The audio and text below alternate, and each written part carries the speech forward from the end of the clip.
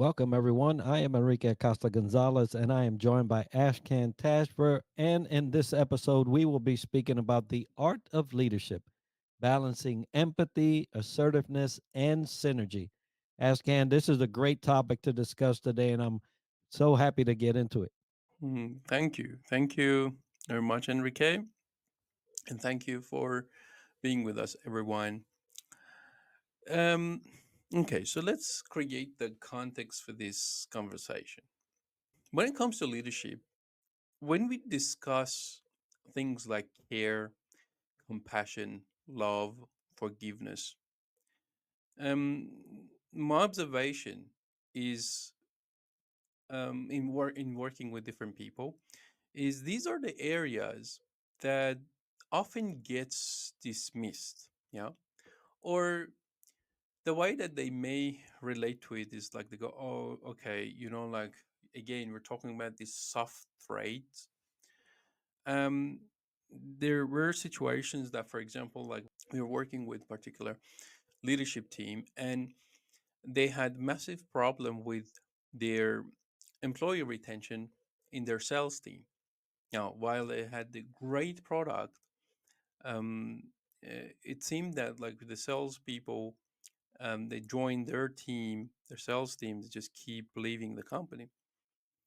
Now, when we started bringing the attention of the leadership team to things like care, then that was the response that I've received. Particularly, that was many years ago, but I've received that comment from this client that, oh, Ashka, we're not talking about my relationship, my intimate relationship with my spouse, my wife. We're talking about our sales team. Our sales team is not working. So perhaps this person was after some more tangible, concrete, uh, technical solution, how to get the people to work together.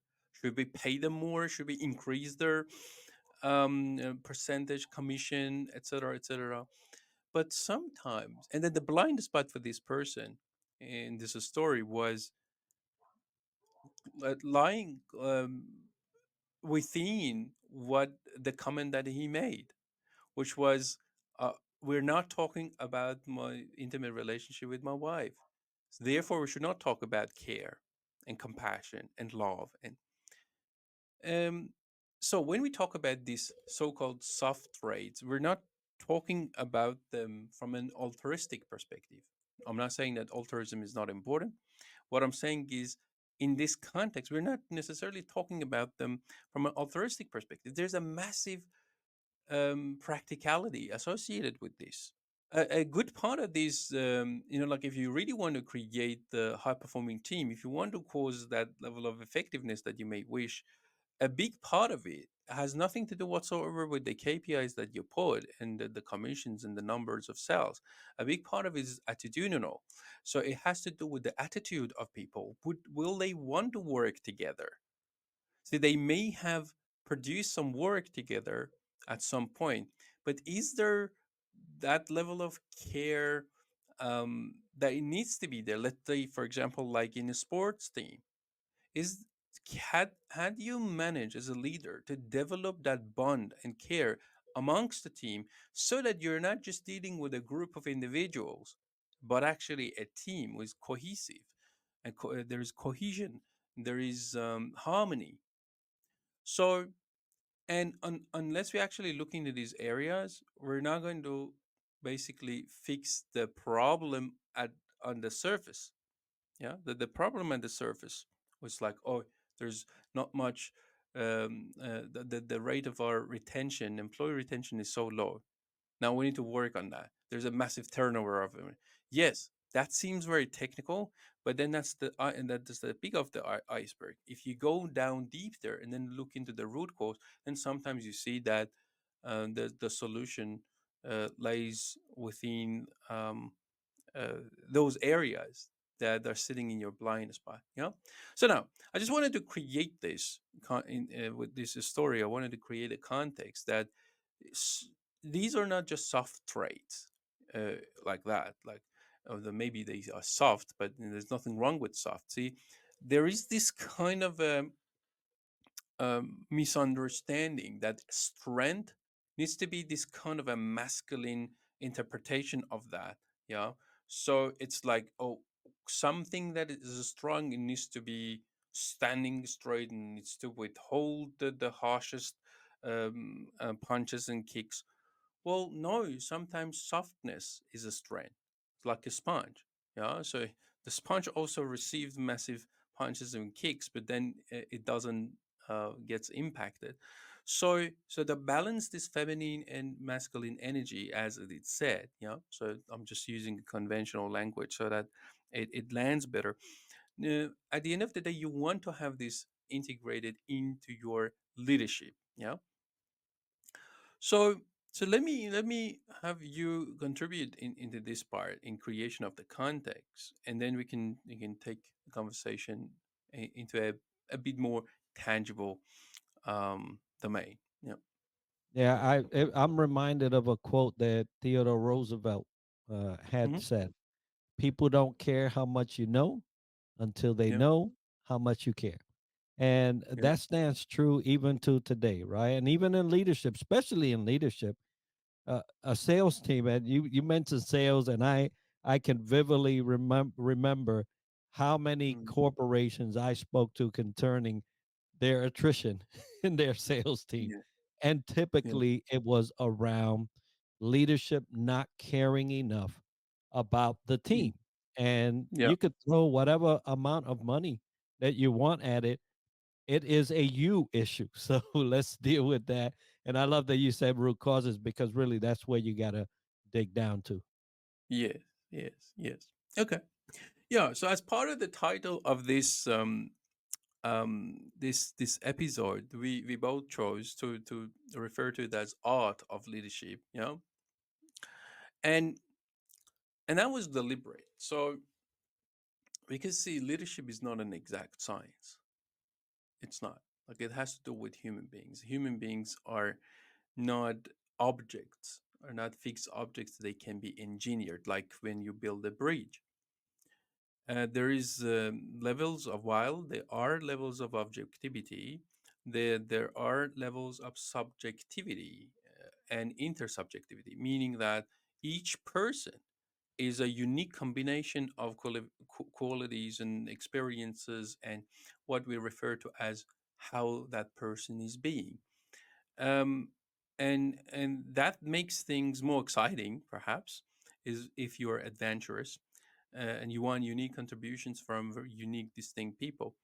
At the same time, it can add to the complexity of managing and leading human beings, because we change, we transform, we grow, our intentions changes, our goals changes, our being constantly is transforming, whether we are conscious of it or not. So, and also there's the intersubjective side. There, the parts that we negotiate constantly. We constantly negotiate a shared layer of reality. Yeah.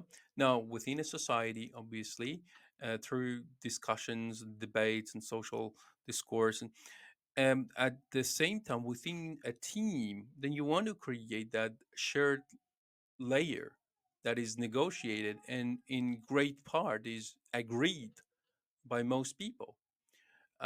Otherwise, like, it's going to get in the way of the flow and the workability and effectiveness and the performance of the team. So when we say art, I want to bring the attention of us to this very fact, this axiomatic law, that leadership is not an exact science. Let's put it this way again, like I re-emphasize.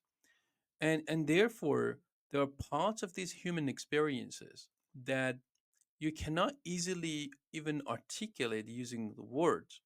So therefore, sometimes you need to be a bit more poetic and artistic in dealing with that. Yeah. So for example, you may want to think that, sometimes we may want to think that, okay, it's very clear. It's like we are rational beings. You need to be logical. And here's the task. Is the task clear? Yes, sir. And then, okay, go and then do it. Yes, sir. But as much as it sound pleasing to the leaders that they wish to see it this way, okay, good, but that's not matching the reality. We are not only um rational beings, we're also emotional beings. We have feelings, we have our interpretations of that very person who's putting the professional mask on their face, showing up in the office this morning, is a human being that, yes, you wish that you are only paying them for their skills and qualifications and work experiences and what they have done in their career.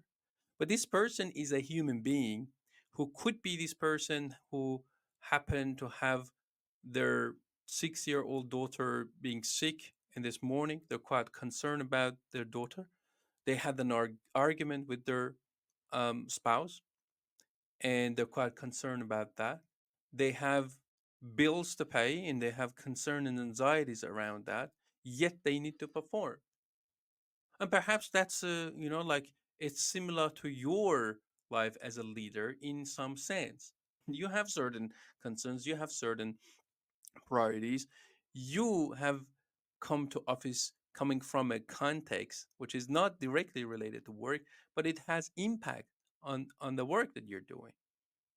So what happens in our life is going to impact our inspiration, our goals, our intentions, and the way that we go about things. So now, this is not to then turn the professional workplace or something like that as a psychotherapy, let's say, field, or we're not talking about that. We're not saying that you as a leader, you're responsible for everything. But see, the the ignorance, the willful blindness sometimes there that we don't want to acknowledge. Yeah, that's your problem. Like everyone has their own problems. That's your problem. Hence, just put this professional mask and be sitting, sit at your desk and then get the things done and be rational, be logical. It doesn't work. So therefore, there is a level of nurturing. And again, I'm not saying that you need to babysit people. That's not what I'm saying. What I'm saying is clearly, I'm saying that you need to bring a degree of kindness, you need to bring a level of care, you need to bring a level of forgiveness and acceptance and tolerance when it comes to these ups and downs, yeah, to a degree, yeah, to a degree. And that's basically the main part of the conversation that we're going to have in this episode. Would you like to add to that, Enrique, before we make it a bit more tangible? Yeah, you mentioned the art of leadership. Mm, Everything we do as leaders, you had stated, deals with people. mm, And when you are dealing with people, there is a level of relationship that's there that you are in charge of. So you can't void yourself from the responsibility of that relationship. And yeah. that relationship takes some type of application of artful and skillful leadership, because Mm, it it matters. It matters if you want a company, if you want a team, if you want a project to be successful, it's going to require investment into that relationship. And yeah. investment is putting in. So there's Mm, nothing that a leader can take away. They have to put in before they yeah. get the outcome. So there's definitely an art to it. Yes. Yes. Yes. And yeah, so I mean, but as we said, like some try to completely systemize leadership as if like it could have been treated as an exact science, and it is not. Human relationships can be very, very, very complicated. Yeah, and so there are times that you see, and it has happened to me, and with full vulnerability and transparency, I can talk about it. See, there are times that you have things not going very well, like there are responsibilities by individuals within your team that is not being fulfilled, and there sometimes they Sometimes there are mistakes, and sometimes there are deliberate mistakes, and there are sometimes lack of vulnerabilities showing up, and people may not prioritize the outcome, that it can be quite detrimental to the survival of the company, let alone its growth, or it may severely damage the brand. And so basically, the human being's shadows, the trouble side, can sometimes impact the overall organization, overall mission and the vision, and the brand way more than what they could even imagine. Yeah. So, for example, a person who may not relate to themselves as a very senior person in the team, they're not part of the executive team. They may, for themselves, they may think, okay, so if I don't really care about these bits of the business or that bits of the responsibility I could have, it's not going to be a big of a deal. But sometimes those seemingly insignificant, lack of attention, lack of care, they can lead to massive disasters, that it can jeopardize the survival of the organization. Now, in that, then, um, you want to have, um, created a kind of a space, an environment, and a culture that with openness you can bring these conversations up. Yeah. And sometimes emotion is going to come up. Yeah. So often it is said that we want to create trigger-free zones. Yeah, this is one of the terms that you see in universities. I mean, I don't know how that is going to be feasible. Yeah, because see, the thing is, I'm just wondering how mathematically that is going to be possible. Because like you have countless number of people, with coming from diverse background, and apart from even their background and culture, they each individual, they have I mean, like, different experience in life, and you don't know what kind of childhood traumas each person has gone through, what sort of memories they have, what sort of things going to trigger whom. So to say that you're going to, for example, be in an academic setting, and you're going to dare to seek truth of the matter, or you're going to discover, um, information or knowledge, produce knowledge, then you need to risk being offensive sometimes. Yeah, you cannot not trigger anyone. It's impossible. As much as it sounds good, but it's impossible. Now that doesn't mean that we need to succumb to this and then go resign and then just then behave in whatever way we wish. That's not like legitimizing that. uh, I don't want that to be taken as an excuse for that. It's always good to be considerate. Like, there is no problem with that. But at the end of the day, like, how feasible it is, that's a completely different more. Now, so this in a similar manner, like for example, in the work setting, if as a leader you want to be constantly on your toes, how to talk to this person and how to talk to that person, if you have overly sensitive people, it's going to make the whole dynamic of the team extremely different. Yeah.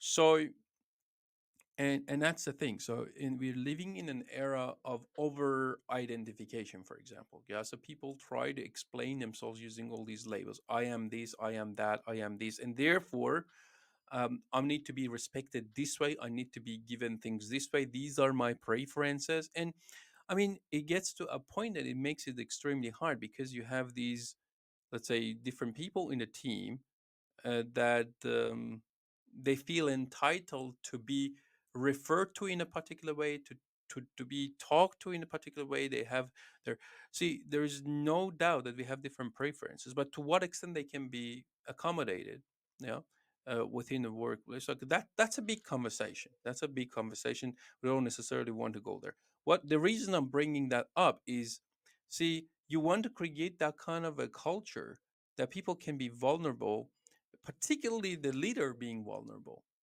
That's what I wanted to share, and I forgot.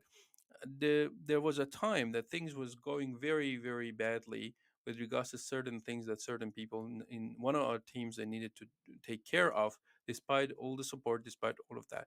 And then I was leading to mm, severe consequences for one of our businesses. And at that moment, I was feeling anger. I was feeling anger, and I expressed that anger as a leader. Yeah. And well, it could have been interpreted as like an aggressive behavior, which objectively was not. Like, for example, I didn't even shout at anyone, or I didn't say anything objectively harmful, but it was not the most polite way that like I explained or expressed myself. um the thing was, an individual within a team got extremely upset at that. Only one person. And that person was relatively a new person in the team. They didn't, have that the whole context and everything. And I could understand where this person is coming from. But then this person um, communicated that this is not acceptable by them, and they want to resign. And while even the conversation was not directly at this person, um, the thing is, we addressed the problem and whatever it was, but the thing is, sometimes people expect leaders to be Superman or Superwoman. So they wish that like they can make the leader as a human being identical to the persona of leadership, as if like you need to go through this performance art or genuinely be perfect, in a sense that everyone else is allowed to be late, for example, in meetings here and there. Everyone is allowed to make mistakes. Everyone is allowed to get emotional here and then. They can be they should be managed, or they should be supported, but the leader, you know what I mean?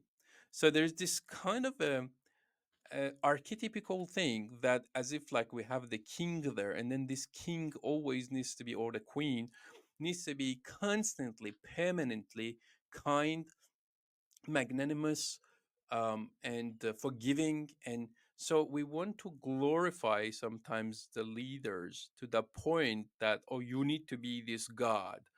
And the reality is not that. Now, the point here is, in this art of leadership that we're talking about, so it's impossible. It's always like we obviously encourage everyone through the being discourse and everything, particularly leaders, to be polished, as I say, to have healthy relationship with all of these different aspects of being, including assertiveness, so that they're not being aggressive or making anyone uncomfortable.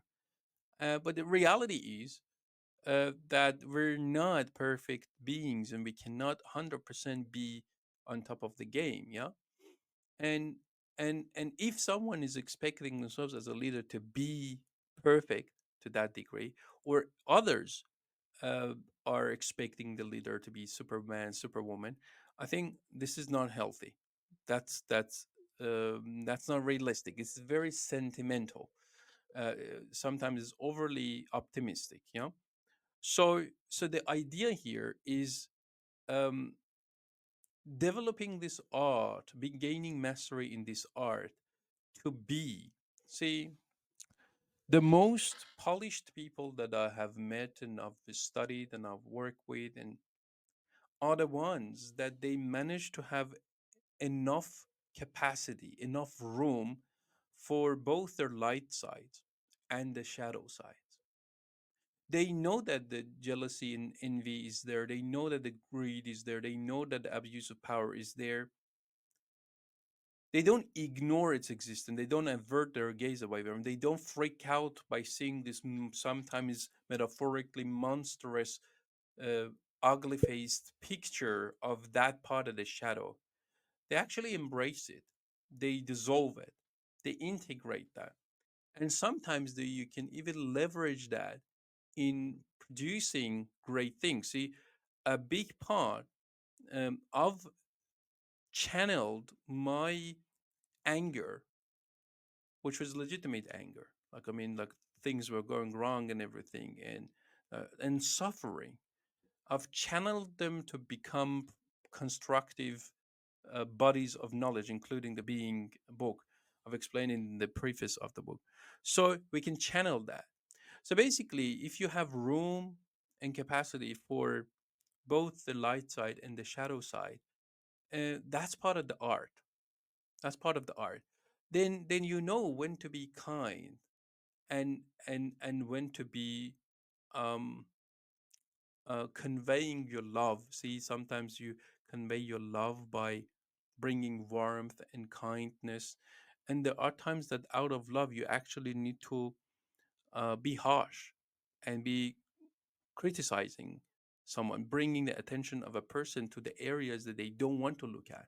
Yeah, and you need to risk being offensive and being hurtful or being seen as offensive, offending, or you may want to dare to take the risk of being seen as this person who doesn't actually care.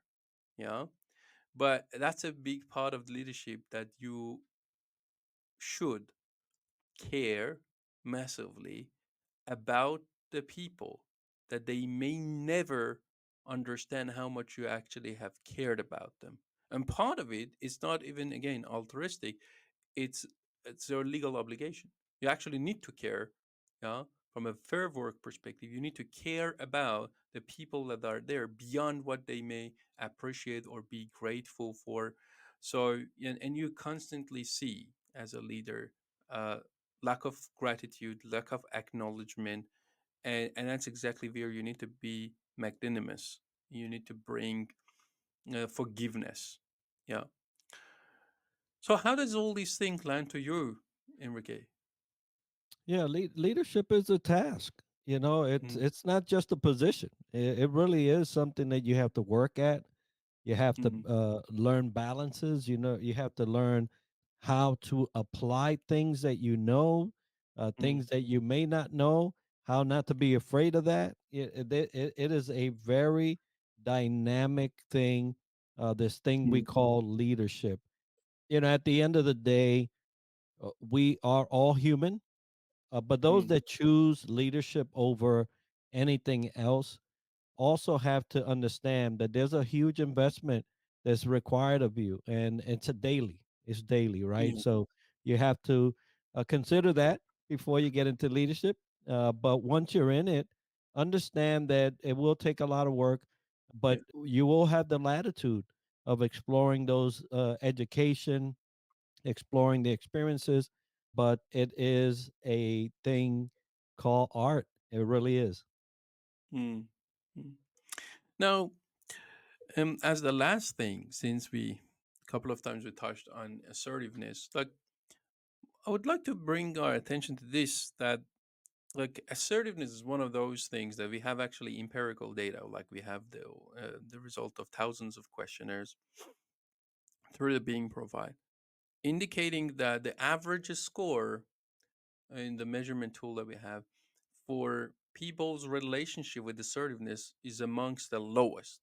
So basically, the data is telling us, as I can interpret that and I can extract the information out of it, that we don't have many assertive people, and that's perfectly matches my observation and experiences working with people. We often tilt like a pendulum. We often tilt towards one side. We either get overly submissive and overly agreeable, or we may tilt towards the other side of the pendulum, which is being um, overly disagreeable, uh, and um, aggressive and sometimes violent. Yeah. So finding the sweet spot, it's often hard. I mean, based of what we see, um, and this is due to the fact that, see, for example, when we're talking about courage, there's a little bit of more consistency or consensus through across cultures how courage is being seen. Yeah.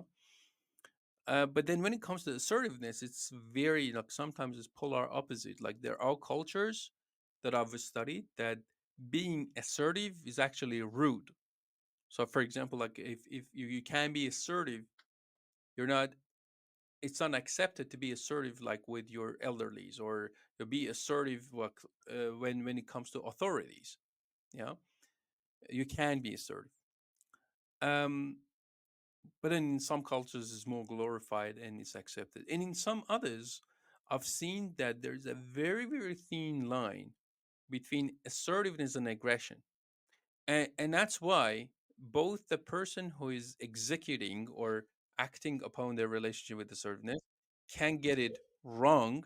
So basically, that thin line of being assertive can flip, yeah, slightly, and they can slide. Sorry, so they can slide to become aggressive. But they may refer to how they are being is I'm being assertive. It happens a lot, while they're being, and there are times that you're being assertive and it gets interpreted as aggression, and especially like as I was talking about, like overly sensitive people. Like if you have overly sensitive people in your team, and they may be triggered with the smallest signs that they may interpret it as aggression. For example, like certain trends, like for example, if you cry it's okay, yeah. If for example you're angry and you're frustrated, if you cry, it is seen vulnerable and okay in a sense. And if you do, like, you may find people coming to you and want to support you. But then for example, like if you slightly not raise your voice, but even just change the tone of your speech when you're being angry, that is being considered as aggression by some. Yeah. No. So basically, there is very, very clouded area here. Yeah, that it can. Now, so we need to be aware of that. But when it comes to assertiveness, not only assertiveness itself, it seems that we don't have a very healthy conception of that. And as I said, like it's quite diverse among across cultures and across individuals. Yeah, so that's the complications of it. But also by the nature of it, assertiveness, as I explained it in the Being book, um, is is a multi-dimensional. I call it the multi-dimensional secondary way of being. In a simple language, for those people that are not familiar with the framework, when you say it's multidimensional, it's like it's not a clear cut as like, okay, so these are like the shadows would look like and that's it. Yeah. No. So on one side, when you're not being assertive, is when you are being submissive or overly agreeable. But then, or the other, and then the other side is like when you're being overly disagreeable or aggressive. So, but then there is a healthy and unhealthy relationship then with either of these two. That's why I call it multidimensional, and that can get a little bit complicated. But I think let's just touch on it. For example, there are times that you want to have a healthy relationship with agreeableness. For example, we're catching up, friends together, and then we want to play some game to have fun. Some people are not very easy, are not outgoing. Like they need to always have it their way. Yeah. But sometimes you just need to fit in. Yeah. So if we're going to play a game, it's like we're going to have a fun night. You don't necessarily need to now ensure that 100% it matches all your values and all of your preferences. Yeah, you don't need to be that rigid. So, or for example, like there are certain traffic laws, for example, that we have. Yeah, that we have traffic laws, or we have within the society. No, someone may not be extremely happy that, oh, why, for example, like I need to only go, the maximum speed here is like 60 kilometers and not more. Yeah, so they have their opinion about that, but and then sometimes they act upon that opinion and they go exceed the speed limit, and then they're going to get the fine and they're going to be frustrated. The thing is, sometimes you need to go beyond, and it's absolutely okay and then sometimes necessary to submit. Or for example, some may have this tendency that they want to constantly be rebellious against whatever authority. Yeah, and they don't want to have any respect, like in, for example, settings like the business, for more experienced people or people in a position of leadership. I'm not saying that there should be a kind of a massive power dynamic. It's not. I mean, it's not about power dynamic. It's about the acknowledgement. So for example, like when you join a company and then there's this founder, and You just want to acknowledge that these people, they have gone through so much to lift this startup up, so that then there's this opportunity for you to show up and build your career. At the same time, then you want the founders and uh, to show gratitude in this individual. They have gone to university, perhaps they got their degree, they've got their unique experiences, and they should be quite grateful that they could manage to have this person joining them. The thing is, sometimes this healthy relationship with submission, as much as people don't like, I've heard that lots of people don't even like the word submission, but sometimes you just want to have a healthy relationship with submission, and like there is a place for it. Or even, like worse than that, which can be more controversial, is healthy relationship with aggression. I go, what? No, aggression, like there's no place for aggression. I mean, all nations there are schools that they actually teach aggression. There are weapons that are being created, even like to teach how the army should learn, if the needs arise, then they should know how to kill a person. You're coming from a military background, Enrique, yeah. So basically, so there are times that in that scale, like there is a room for aggression, and I know that lots of people don't like it, and I don't like the fact that sometimes we need, but it's not even that large scale in talking about militaries. No, sometimes. So, if, for example, you're being bullied, if you're being pushed over, if you're being, even for kids at the school and everything, you want to be able to show at least some teeth. It's not like I'm not talking about like physical aggression or something necessarily. The thing is, you want to be able to show teeth.